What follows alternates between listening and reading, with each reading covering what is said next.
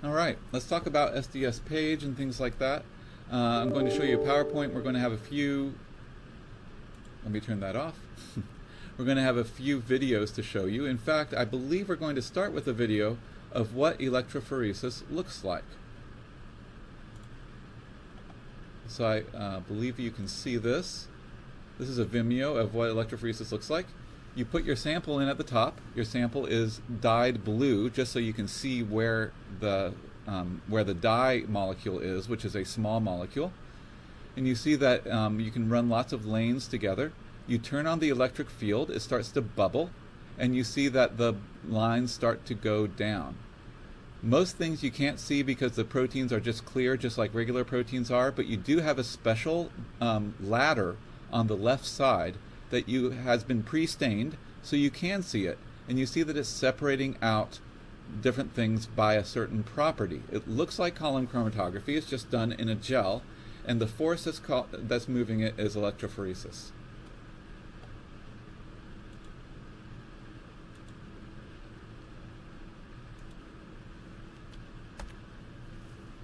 That's what it looks like on the surface. When you look down at what's going on, you have a gel that you apply a charge to, and it looks like gel filtration because you're moving things through a gel. But you are not using flow to move them through a gel. You are using an electric charged field. You have a positive charge at the bottom of the gel, and it's pulling things down. What you've noticed, everything is going down. And so you have a mixture of macromolecules, and in this case, because, again, this is a different physical cause for the movement, and what happens with the movement is different than the diffusion-based cause that happens in the other one. The small things move down, the small things move faster, and the large things move slower. It's the reverse of gel electrophoresis. They're both gels, but they work different ways. And so if you look at this, there's a SDS-PAGE movie on sapling, by the way, that you can look at. This is the way your book shows it. And your book shows that you have these, the thing is when you're done, you take the clear gel and you stain it. You literally just put it in a bunch of blue dye, and the blue dye sticks to the proteins, and then all the proteins look blue. So notice that this is what a real gel looks like for a purification. If you take the cell lysate, before you turn it on to make protein, you get this, a whole bunch of stuff that you don't care about. Then you turn on the cells to make protein, you take the cell lysate of that, and you see that you have a big band right here where you didn't have one before, around 45,000. If you take your crude extract, you see a lot of that big band, and as you purify, that big band stays around. This is like the activity measurements that we had, where the activity stays around as you're getting rid of all the other things. It's just here you're visually seeing the other things that you're getting rid of. So the band is mostly staying around, maybe going down a little bit, but the purification is succeeding because each of these different stages is getting rid of the other bands. So the other thing you can tell about this, you can see that it separates on the y-axis by molecular weight. And in fact, you have these standards that are molecular weights of protein that are in the typical range of what you would see for a protein. These are about medium-sized proteins. By the way, the chemical that the gel is made of is a polyacrylamide gel. This is a different chemical than the gel filtration gels that we're talking about, and this is a chemical that the molecules pass through differently. Purification moves in that direction. So the gel itself is cross-linked acrylamide molecules, and the important thing to know about this, acrylamide is actually a neurotoxin. These days we usually buy the gels, we don't have you make them, and so there's not much unpolymerized acrylamide around, but it's still important to be careful with them and wear gloves. Most of the time, the thing you might have noticed is you're applying an electric field, but all the proteins are being separated by mass but not charged. Don't proteins have different PIs? Well, you do a little trick that you add SDS that makes this SDS-PAGE gels, polyacrylamide gel electrophoresis. SDS is added because the SDS will associate with the proteins with its long hydrophobic tail. Again, it'll be sticky just like it does. It will unfold the proteins and it will coat them with negative charges. So negative charges will give them it'll give them a uniform negative charge. That means as you apply an electric field on them and they move through the gel, the charge doesn't matter anymore, and they're all pulled by the field in the same direction. That's when only mass determines separation. I believe this was on the reading quiz, and if this got you on the reading quiz, that's what I want you to use the reading quizzes for. Not to get everything right, but to point out where you have a question about getting things right in the future. You then later stain them with the blue Kumasi blue, or you can do a really sensitive staining technique, which is silver staining, that I've done a couple of times. Now, SDS is a really strong detergent. It's why you use it for this purpose, and you use it in cases where you need to use a strong detergent. And by the way, SDS is in toothpaste, and you might have detected something that SDS does as a strong detergent if you have ever tried to drink orange juice after brushing your teeth. Here are rejected Lay's flavors, and of course you have onion and banana juice, and who would ever drink that, and Diet Mountain Dew, who would ever drink that? But then you have orange juice and toothpaste, which is a really nasty taste. But if you, the reason for that nasty taste is SDS. What happens is that usually in your mouth you have a lot of little micelles of fatty acid phospholipids, and what they do is you have the bitter compounds from the orange juice that usually go into those fatty compounds, and they get hidden away from your tongue. So SDS is such a good detergent that it actually goes in and it breaks up those micelles. All the bitter parts of the orange are exposed to your tongue, and so you kind of get the true taste of an orange, which is surprisingly bitter. And hydrophobic things are bitter, bitter things are hydrophobic. That's another thing to take away from this. So SDS reveals more of those bitter compounds to your tongue receptors. You can use a standard ladder of proteins in the gel for a molecular weight reference. So the thing is that you can do a standard curve like what you are doing in lab this week. It's just you're doing that for concentration. Here you can do it for molecular weight. The only difference, and this is important, you do relative migration, the centimeters down the gel that this has gone, and you plot relative migration on the x-axis versus the log of the molecular weight. Notice that this is not a linear scale when you look at this. This is actually a log scale. It's how gels work. But if you do that, you can actually do a line where you have these standards. You know the molecular weights of each of these proteins, and so you can do you can draw a line between them.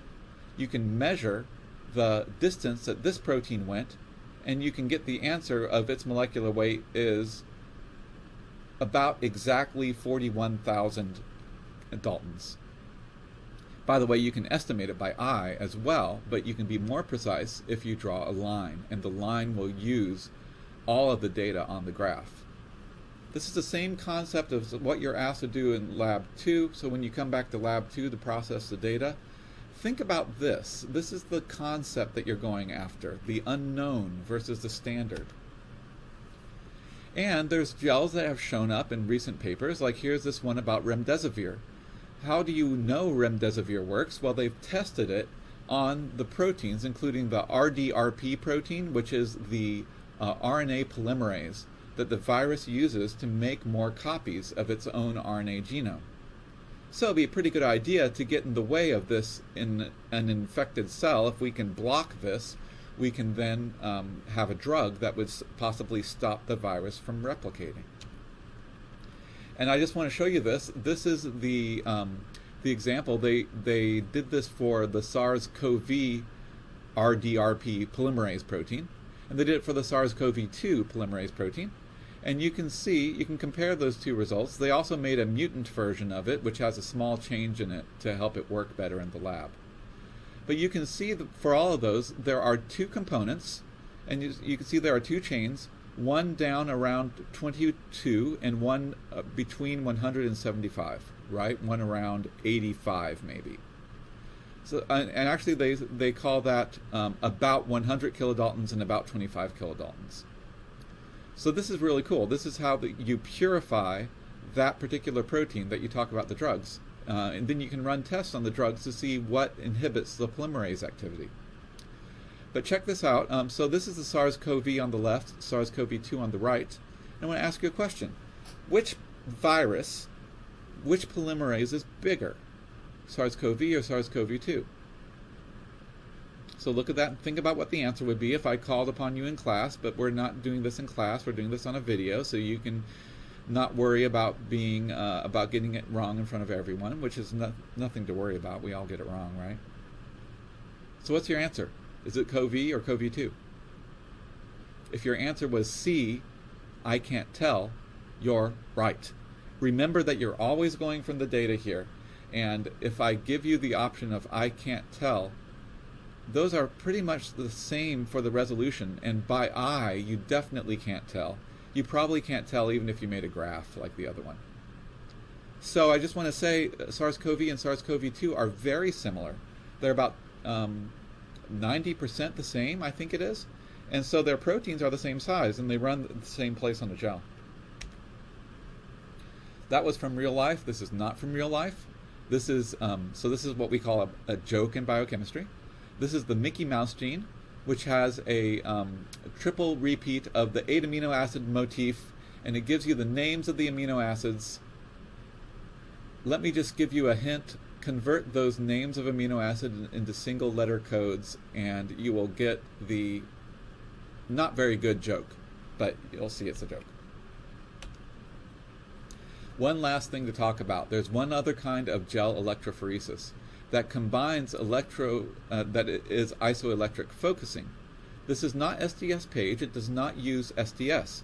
It starts off with the proteins in their natural state, and depending on the pH you do, you put it in on pH of 10 or whatever, and you put it on a strip that has a pH of 10, and then you apply a electric field to it to drag it through the strip.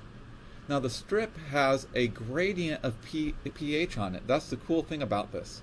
And so this is actually what we talked about before. We talked about it with amino acids, but here you do it with proteins. You have an electric field pulling the charged proteins through the pHs. When they reach pH equals Pi, they stop. The charge on the population is 0.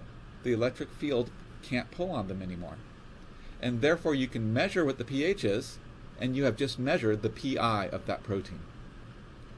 There are chemicals called amphilites, by the way, that set up this pH gradient. It's kind of cool, in my opinion.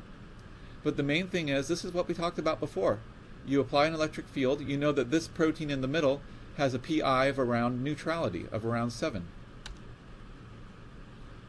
So two-dimensional gel electrophoresis, you take the protein sample, you separate the proteins in that direction, and you can actually combine it with a gel.